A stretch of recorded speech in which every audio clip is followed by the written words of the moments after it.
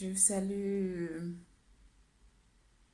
tous mes frères et sœurs qui passent de temps en temps sur ma page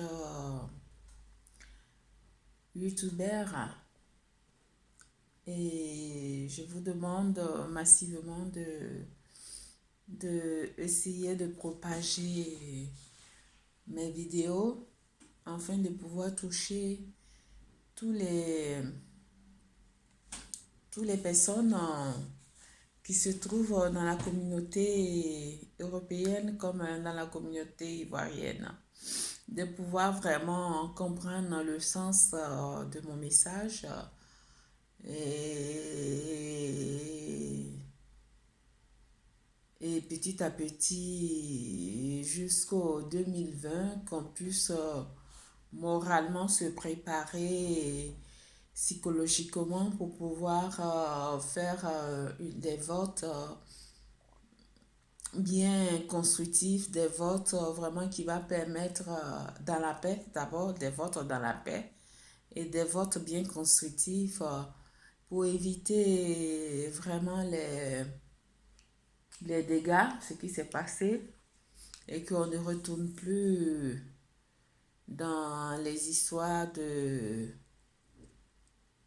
d'ethnie, voilà, d'ethnie. On vote une personne parce que la personne est capable, la personne mérite d'être au pouvoir, la personne a des idées bien constructives pour pouvoir aider les Ivoiriens à aller de l'avant et à sortir de la pauvreté de la Côte d'Ivoire. Voilà. Voilà pourquoi il y a beaucoup d'activistes cyber, mes collègues. Moi, je suis toute nouvelle.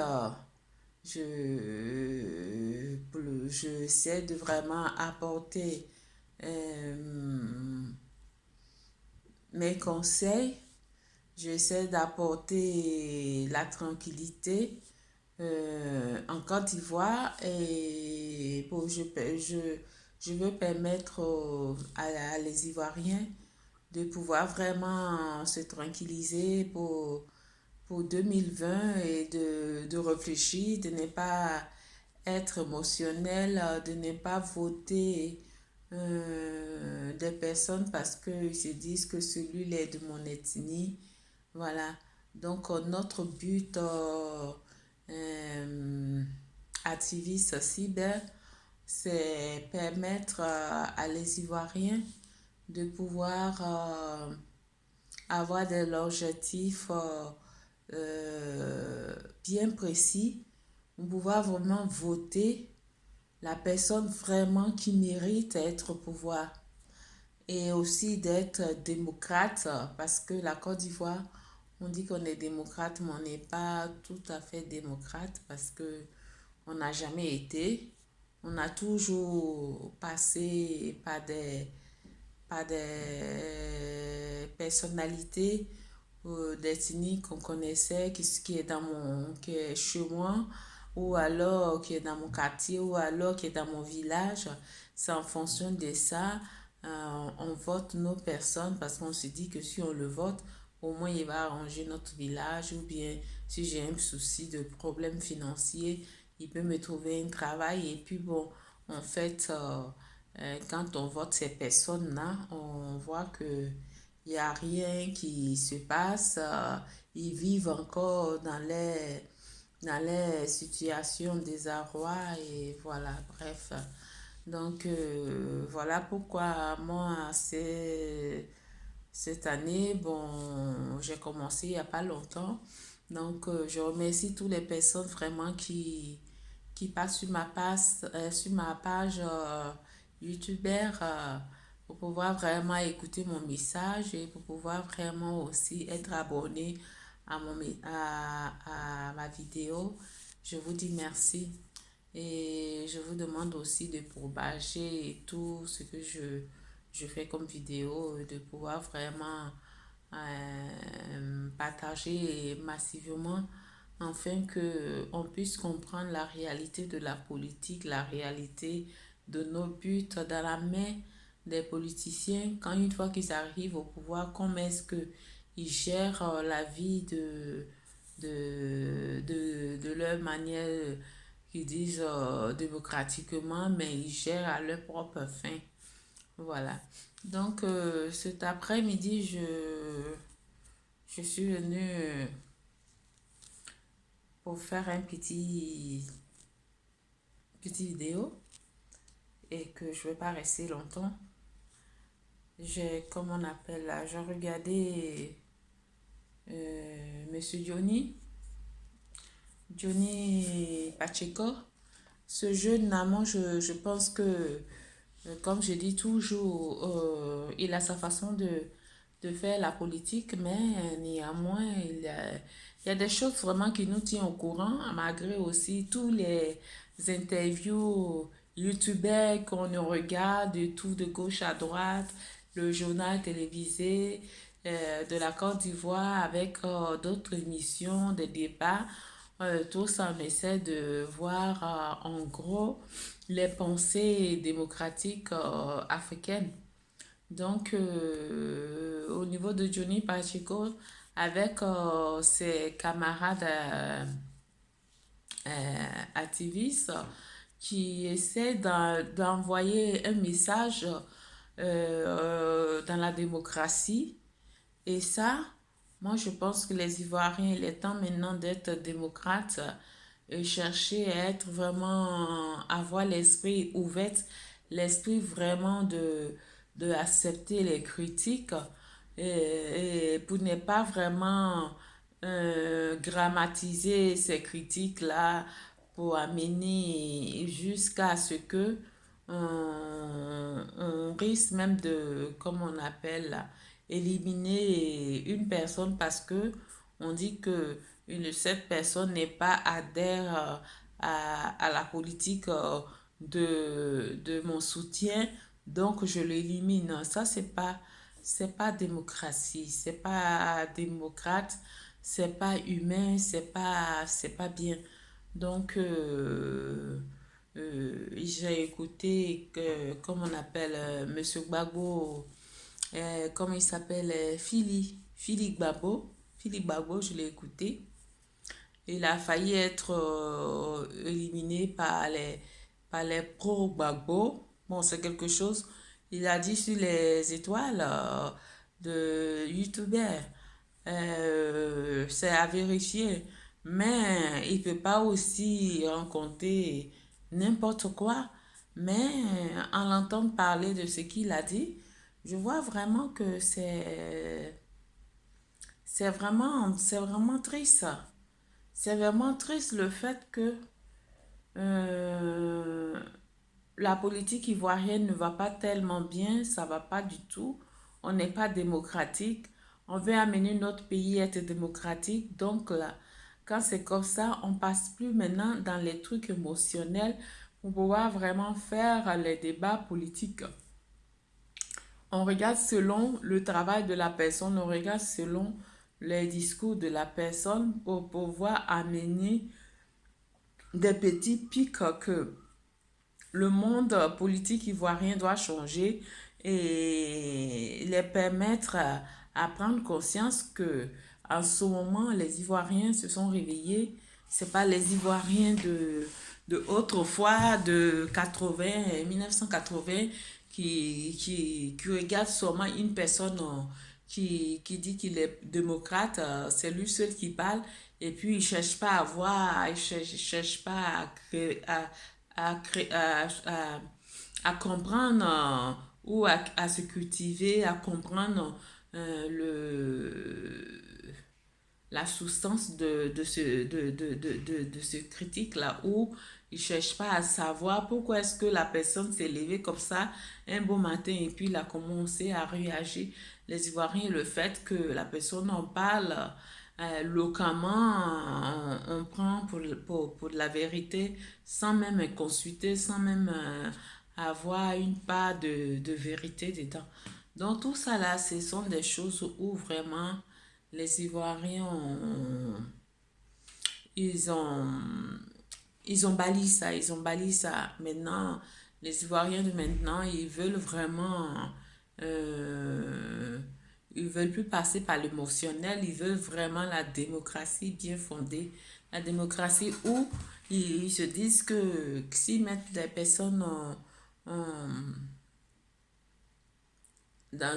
ils mettent les personnes politiques pour pouvoir parler à leur nom, c'est d'envoyer des résultats bien concrets, des résultats bien positifs et que notre pays a besoin vraiment d'aller de l'avant et qu'on n'est plus maintenant à l'état émotionnel pour pouvoir vraiment choisir celui de mon camp, celui de mon ethnie, celui de le cousin, le mari de ma soeur et tout. Tout ça, c'est fini maintenant. Donc, euh, donc j'appelle à mes frères ivoiriens de se ressaisir et que la politique, comme je disais, c'est un jeu qui amène à la mort, en même temps un jeu qui amène à la vie. Donc là, avant de comprendre certaines choses, il faut que vraiment on réfléchisse plusieurs fois pour pouvoir vraiment en tirer ce qui est positif, pour pouvoir vraiment amener dans de bons ports, dans de bons résultats et dans de bonnes satisfactions. Donc voilà mon message de cet après-midi pour les différents débats que j'ai eu. J'ai vu ça sur YouTube et que ils se sont. J'ai ma soeur Lisa qui n'était pas d'accord, elle est activiste, qui n'était pas d'accord au sujet de Johnny Pacheco et pour les discours au niveau de les détails qu'il donnait au niveau d'Afrique Guesson et tout. Et elle a vu aussi que, en fait, elle s'est trompée et que Johnny Pacheco, c'est pas, là, c'est pas que il dit tout est vérité, mais en majeure partie de ce qu'il dit, il y a quand même de la vérité, il y a 50% de la vérité ou 75% de la vérité dedans, à celui-même, selon ces informations et tout, il arrive à faire certains débats qui nous montrent aussi que les personnes qu'on croyait qu'ils étaient vraiment sains, au fond, c'est pas des personnes vraiment qui étaient sains qui ont poussé leur pays à aller à la guerre, à faire vraiment des choses vraiment ignobles et qu'aujourd'hui tout le monde paye pour ça.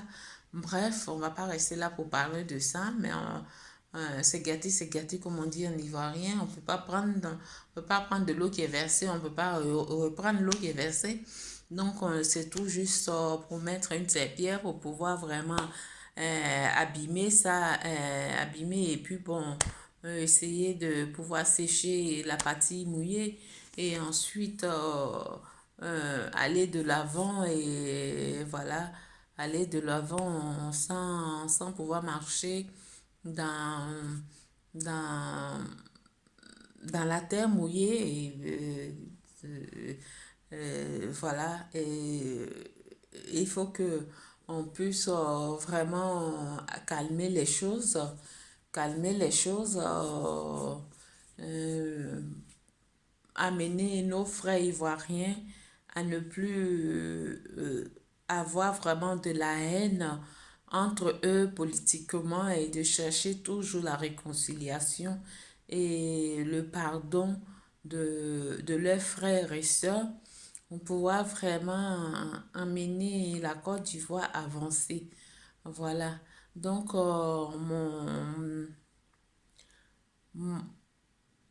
mon débat de cet après-midi, mon petit discours de cet après-midi où je viens pour pouvoir vraiment faire ce petit vidéo là. J'ai parlé en gros ce qui s'est passé en Côte d'Ivoire et que vraiment c'est très dur et il faut qu'on arrive à vraiment à tourner la page et chercher à peser les choses et tout. Donc, je viens pour la dernière fois, j'ai fait ma vidéo aussi à Finguessan parce que je lui ai dit de chercher la démocratie, de chercher vraiment à, à, à regrouper ces militants, même s'ils ne veulent pas qu'ils soient à la tête de telle chose. Si moi j'étais à sa place, j'allais, avant 2020, j'allais même chercher vraiment, vous voulez, Monsieur Laurent Gbagbo, bon, je vous donne votre flambeau, et puis bon, moi je crée mon parti, et si je gagne, c'est ça, si je ne gagne pas, c'est ça, mais au moins il sera dans un autre parti où il va pouvoir vraiment mener sa politique comme il attend et comme il veut pour éviter de vraiment mettre le feu encore sur l'huile que les sympathisants ne comprennent pas vraiment le sens de démocratie et que quand on vient au pouvoir, on doit collaborer avec tout le monde, même si on n'est pas d'accord avec telle personne, bien tel parti, mais on est obligé de collaborer avec ces partis-là. Ça, c'est ça qui fait partie de la démocratie. Donc voilà. Et pour le moment, là, c'est les sympathisants côté FPI, ils sont trop chauds. Ils n'ont pas compris vraiment ce côté démocratie. Et ça, vraiment, euh, je suis un peu triste parce que ils doivent savoir que ce qui s'est passé en 2002 jusqu'à maintenant, ça doit quand même amener le parti de FPI grandi, les amener vraiment dans une logique de démocratie, pas dans une logique vraiment de division. Donc, c'est quelque chose vraiment que je, malgré notre débat, nous les activistes, notre débat de rassembleurs, notre débat de critique, ça rentre dans l'oreille des gens. Maintenant, c'est à eux de prendre la décision de voir comme ils veulent, d'entendre comme ils veulent, ou de décider comme ils veulent, de voter comme ils veulent. Donc, et que Dieu vraiment fasse que la Côte d'Ivoire en 2020, qu'on puisse vraiment voter quelqu'un vraiment qui sera à la hauteur et que on puisse avancer tranquillement et qu'il n'y ait pas vraiment des turbulents qui va amener à un fin vraiment d'une guerre civile. Vraiment, on refuse ça. Donc voilà mon message cet après-midi-là. Mais il y a un sujet vraiment que Johnny Pacheco a débattu aujourd'hui sur le cyberactiviste là, sur le YouTuber là. Et je veux vraiment que il y a une chose vraiment qui m'a touchée et qui me rend triste. Donc, c'est au niveau de Simone Gbagbo et Monsieur Afi N'Guessan. Monsieur Afi N'Guessan en Côte d'Ivoire et Madame Yves Gbagbo est en Côte d'Ivoire. Et que à chaque fois quand ils font des meetings, ils sont divisés. Voilà, j'ai parlé même dans mon premier débat de discours, là, mon premier vidéo que j'ai tourné hier. Euh, j'ai vu que vraiment que ça n'avance pas entre FPI et FPI, Madame Simone Gbagbo et Afingue Sambo. Moi, je me suis dit que comme son mari n'est pas d'accord avec Monsieur Afingue Sam, donc c'est pour ça qu'elle prend les cas. Mais moi, je viens pour cette vidéo pour voir, dire que Madame Yves Gbagbo, si vous écoutez mes messages, je m'adresse à vous. Donc, je demande à Madame Yves Gbagbo si vous êtes vraiment chrétienne et que vous êtes vraiment repenti de votre situation, il est temps que vous faites, comme on appelle, des concessions au niveau de vous et puis M. Afin-Guessan. Si M. Afin-Guessan ne fait pas le premier pas pour venir vers vous, moi je pense que Mme Yves Gbagbo, vous devez faire le premier pas pour pouvoir vraiment appeler Afin-Guessan afin de pouvoir trouver des solutions au niveau de FPI, afin de regrouper tous les enfants de FPI et tous les membres de sympathisants de FPI, de pouvoir vraiment trouver des solutions concrètes à votre divise, à votre division qui se divise à tout moment au fur et à mesure. Les gens sortent du côté des membres de votre parti. Les gens sortent, ils disent non, je sors chez Afi, je vais chez Monsieur Laurent Gbagbo. Et donc, vraiment, tous ces, toutes ces choses confondues que nous, on veut vraiment comprendre. On veut vraiment comprendre vraiment la vérité dans tout ça là. Donc là, je demande à Madame Yves Gbagbo de faire la paix avec Afin-Guessan. Si Afin-Guessan ne demande pas à pouvoir venir vous voir, lui qui est le président de FPI, je lui ai dit de faire la paix avec ses partis et ses membres de FPI, ou alors, s'il ne veut pas, c'est mieux qu'il démissionne. Maintenant, de votre côté aussi, je pense que vous passez de ville en ville, de pouvoir vraiment demander pardon, de pouvoir vraiment rassembler les gens. Et vous savez que il y a un président qui a été voté dans un parti au niveau du congrès, du congrès. Vous avez voté M. Afin-Guessan. Aujourd'hui, c'est mal passé. Tout le monde se divise et tout. Vous faites votre campagne sans M. Afin-Guessan. M. Afin-Guessan aussi fait sa campagne sans Mme Laurent Gbagbo et Yvette. Tout ça là, ce sont des divisions. Donc moi, je vous appelle, comme vous êtes chrétienne et que vous êtes repentie et que vous, vous voyez vraiment les choses spirituelles, moi, j'estime que vous devez prendre cette responsabilité-là, Madame Yves Gbagbo, appeler Monsieur Afin-Guessan et que vous trouvez des solutions pour ça avant, vous trouvez des solutions pour ça avant 2020. Parce que là, en ce moment-là, vous êtes dans un parti, chacun fait sa campagne et chacun fait sa tournée de réconciliement. Si vous n'êtes pas réconcilié, vous n'êtes pas en groupe, vous n'êtes pas un, les personnes que vous allez pouvoir faire cette réconciliement-là, pour pouvoir se réconcilier avec tous les autochtones de pays de la Côte d'Ivoire, de région en région. Quel exemple vous donner? Hein? Ils vont vous écouter, ils vont prendre les miettes que vous allez les donner. Après ça, quand vous partez, ils s'en foutent. Donc là, il faut que ces exemples-là viennent aussi en vous, vous qui êtes chrétienne.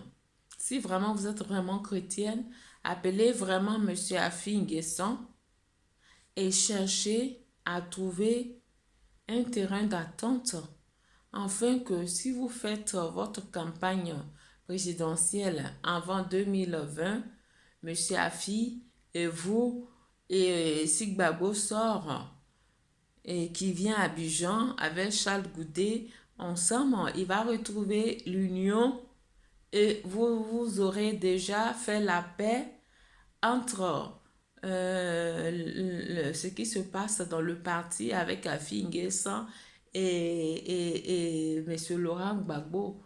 Donc là, moi, je disais toujours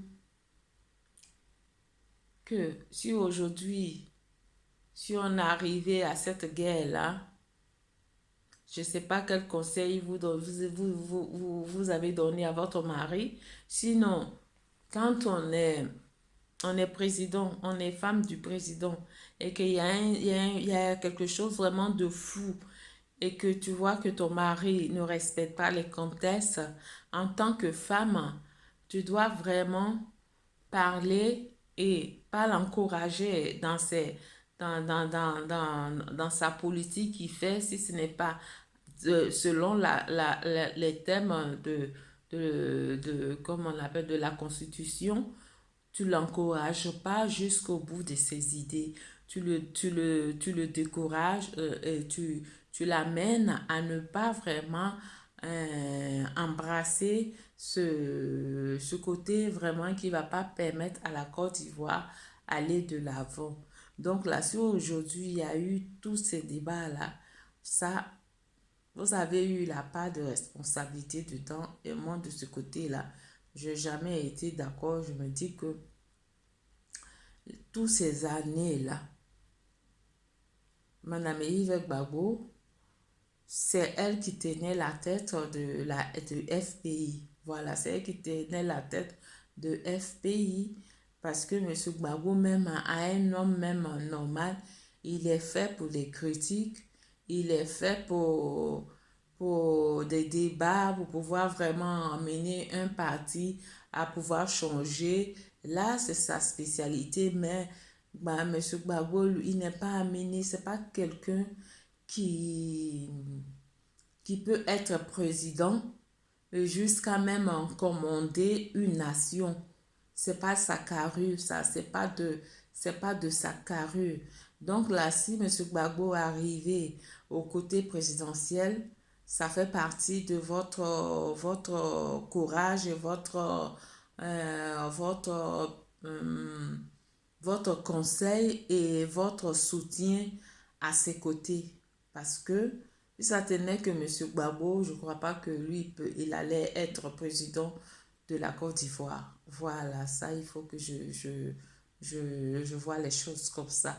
Mais c'est à travers ces alentours qui l'ont poussé à dire, comme tu as une idée comme ça, donc là, tu peux te présenter comme président de FPI, nous on te soutient, nous on te parle, allez-y, passe le truc politique présidentiel, nous on te soutient et que tu auras notre soutien et tout. Sinon, en tant que M. Gbagbo même là, il n'est pas fait pour être président. Franchement, il n'est pas fait pour être président de carrure même. Parce que c'est pas quelqu'un qui commande. Voilà, c'est pas quelqu'un qui commande. C'est pas quelqu'un qui, qui peut être à la tête de quelque chose et puis donner lui sa position et puis insister dedans et avoir en sortir quelque chose vraiment de, de, de, de positif, parce que côté présidentiel, M. Gbagbo il n'a pas ce carrure là, côté présidentiel. Mais c'est à travers ses alentours qui l'ont poussé.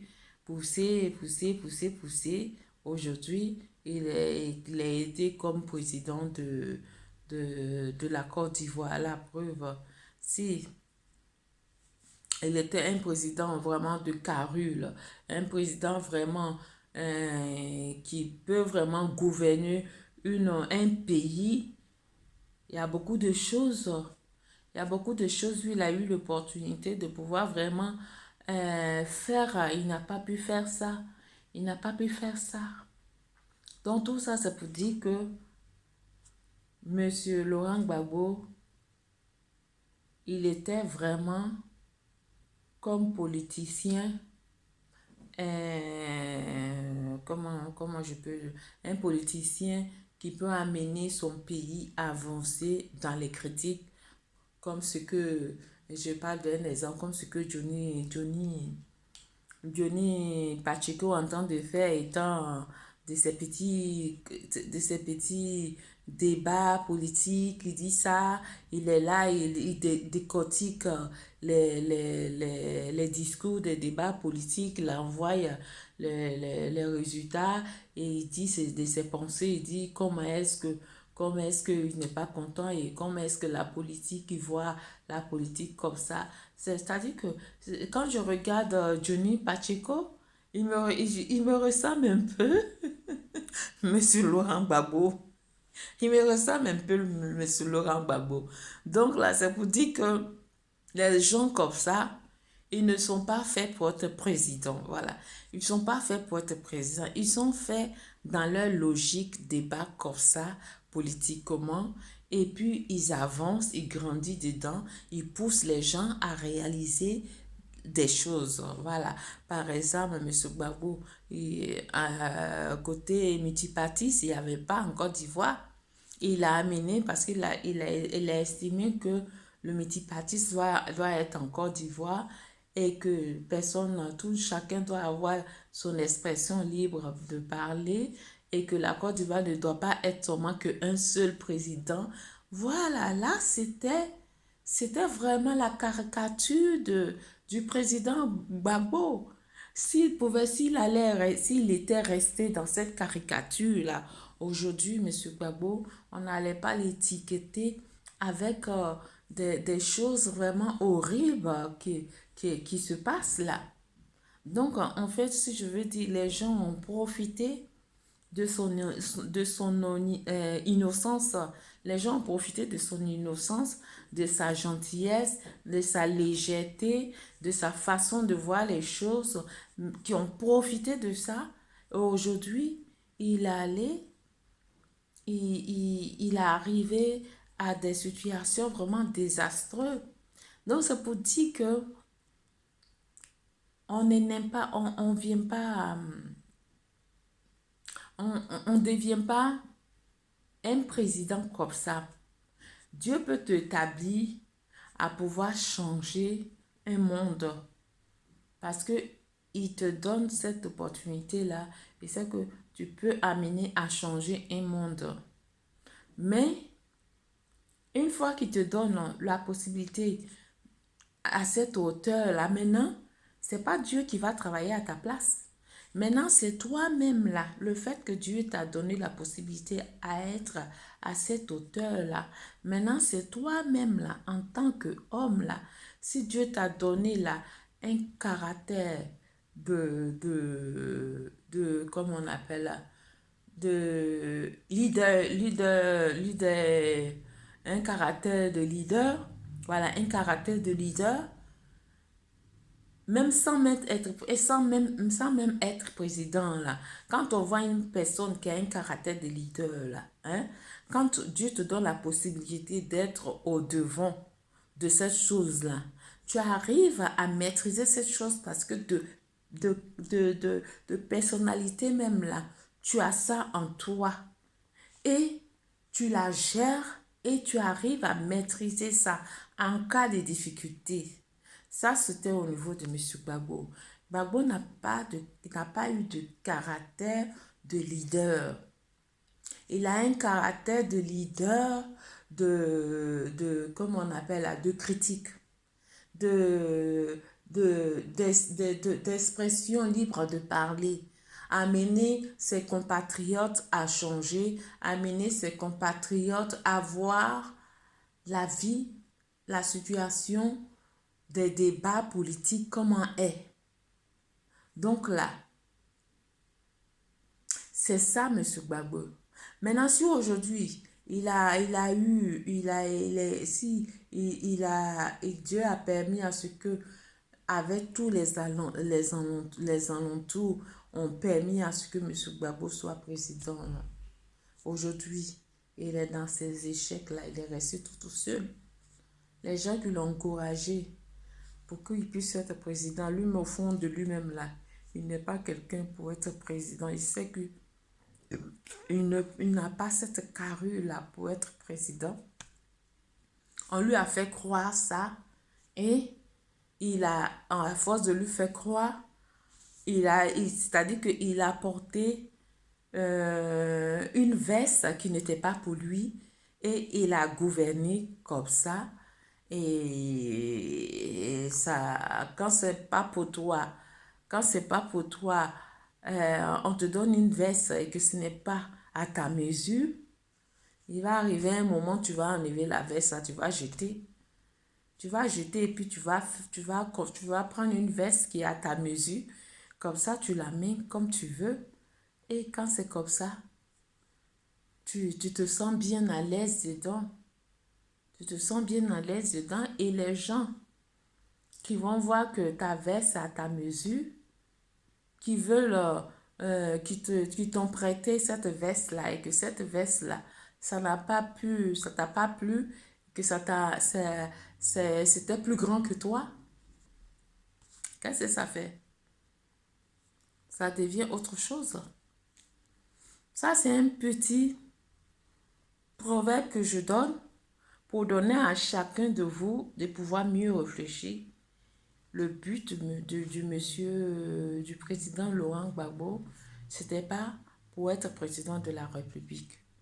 Je ne pense pas qu'il a pensé être président de la République. Lui, il faisait ses discours, il faisait ses débats parce qu'il n'était pas content du multipartisme, comme on appelle, la politique du faux Boigny, parce qu'il était le seul qui était le président de la Côte d'Ivoire. Il voulait un changement.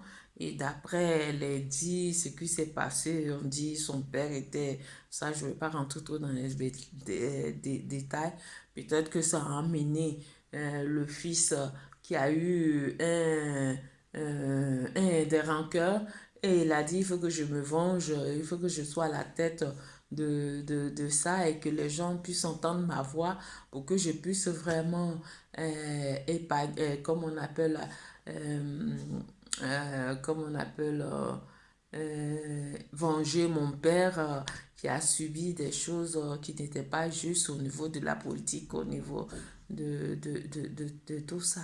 Bref, tout ça c'est pour dire que en tant qu'Ivoirienne,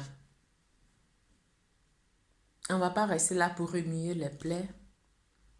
Moi, j'ai envoyé un peu mon idée pour dire que M. Gbagbo, il était président, il est venu au pouvoir parce que les gens appréciaient sa franchise de la politique. Les gens appréciaient parce qu'il n'y avait pas de changement et il est tombé dedans comme ça et il a eu vraiment ce succès-là. Mais ce n'était pas un homme de carrure pour être président de la République. Ça, j'ai toujours dit ça. Si aujourd'hui il est devenu président de la République, ce sont ses alentours et sa femme est Yvette Gbagbo. Parce que sa femme Yvette Gbagbo, c'est quelqu'un qui a du caractère. Donc là, sur son mari aujourd'hui, il a eu ces difficultés-là. Pendant les postes électoraux même là, quand on disait que on n'a qu'à quitter le pouvoir et tout, moi-même là, j'étais dans mon coin là, j'étais énervée comme ça. J'ai dit, mais c'est pas un fait en soi si on n'est pas président. Tu as déjà passé 5 ans. Il faut, si tu vois que les gens entendent de dire que il faut quitter pour éviter de faire la guerre, pour que les gens s'entretuent entre eux là, même si tu as raison, tu n'as pas raison. Moi, en tant que femme de président, je vais conseiller mon mari pour dire, on est resté au pouvoir 10 ans, 10 ans. Donc là, ce qu'on gagne, on a gagné. Donc là, si les Ivoiriens, si les gens de la communauté européenne disent que c'est pas nous on a gagné et que les Ivoiriens entendent les crier et veulent qu'on reste, nous, on ne veut pas amener les Ivoiriens à la mort. On va chercher à démissionner. Moi, si j'étais femme de président, j'allais amener mon mari à ne même pas insister sur le patron présidentiel. Je vais lui dire, écoute, ou tu m'écoutes, ou on divorce, ou je m'en vais. Publiquement, j'annonce mon divorce avec toi. Donc là, moi, parce que je ne veux pas que mes frères et sœurs baignent dans le sang. Donc, moi, je prends la décision de partir où tu me suis. Parce que si on reste sur le fauteuil présidentiel, il y aura des morts. Les Blancs, là, ils veulent leur intérêt. Ils vont penser seulement à leur intérêt. Ils veulent mettre qui ils veulent au pouvoir. Donc là, moi, je vais sauver la peau de mon peuple ivoirien. Je vais sortir dans ça. Donc là, tu viens, Gbagbo, tu viens avec moi. Si tu viens pas avec moi, Simon et Yves, je me bats, je reste pas. Donc là, c'est ce côté-là que moi, je n'étais pas d'accord avec Simone Hibert, malgré que c'est une femme de chez moi. Je n'étais pas d'accord à travers sa politique qu'elle faisait parce que je me disais qu'elle ne donnait pas de conseils à son mari. Elle n'encourageait pas, elle ne donnait pas de conseils à son mari. Donc, de ce côté-là, je n'ai jamais aimé la politique de Madame Simone Gbagbo et Monsieur Gbagbo parce que je trouvais qu'il y avait trop de légèreté. Je trouvais qu'il y a des choses où on devait prendre la main. On veut pas juste, on n'a pas pris cette chose la main et c'est allé à la guerre. Donc, bref, donc, on va pas rester là pour pouvoir dialoguer pour ça. C'est la paix qu'on veut. Donc, c'est ma petite contribution d'idées que j'ai eues pour pouvoir. Je parlais toujours sans passer par des vidéos. Mais aujourd'hui, j'ai fait cette vidéo-là pour que vous voyez aussi ma façon de penser avant la guerre, comment est-ce que moi je voyais les choses. Donc là, si j'étais activiste cyber, peut-être que vous allez être au courant de ça, mais ça n'a pas été. Donc, je vous souhaite un bon après-midi parce que là, je suis en train de regarder, là, ça va couper, donc je veux pas que ça coupe. Donc, c'était pour dire que Madame Yves Gbagbo, si vous êtes vraiment chrétienne et que vous êtes repenti, cherchez à trouver Monsieur Afin Guesson, cherchez à vous rencontrer afin de pouvoir vraiment trouver les solutions qui se trouvent dans le FPI, les divisions qui se trouvent dans l'FPI ensemble, que vous vraiment, vous trouvez des solutions à votre parti qui est divisé en ce moment. Donnez l'exemple aux partis multipartistes politiques démocratiques qui se trouvent en Côte d'Ivoire. Vous avez commencé dans ce projet-là. Donc là, n'envoyez pas la division. Dieu merci, vous êtes devenue chrétienne. Vous connaissez qu'est-ce que c'est le pardon de votre prochain. Donc là, je vous donne cette responsabilité-là afin d'appeler M. Afi Nguessan, de pouvoir faire la paix et qu'ensemble, vous trouvez des solutions avec M. Laurent Gbagbo. Et quand il va venir en Côte d'Ivoire, M. Laurent Gbagbo, s'il veut reprendre le flambeau de FPI, il va passer par un congrès pour pouvoir se voter et être le président de FPI. Dans le cas contraire, s'il insiste, moi je demande à M. Afin Guessan, on n'est pas à FPI pour la vie. Si il y a beaucoup qui n'est pas adepte, qui ne veut pas que tu sois à FPI et que tu es minoritaire, j'estime que tu peux démissionner et créer toi-même ton parti, avoir ton idée avec tes autres partis qui veulent vraiment avoir un pays de coopération avec les autres partis qui ne sont pas dans tes idées, mais coopérer ensemble, ça se fait. Voilà pourquoi on va dans la démocratie, on pouvoir trouver des solutions à ça. Si les gens des FPI ne comprennent pas ça, Monsieur Afin Guessan, vous démissionnez. Donc, avant de démissionner, faites vraiment votre part de responsabilité. Cherchez à voir Madame Yves Gbagbo avec monsieur Laurent Gbagbo. Surtout, je prends cette responsabilité-là.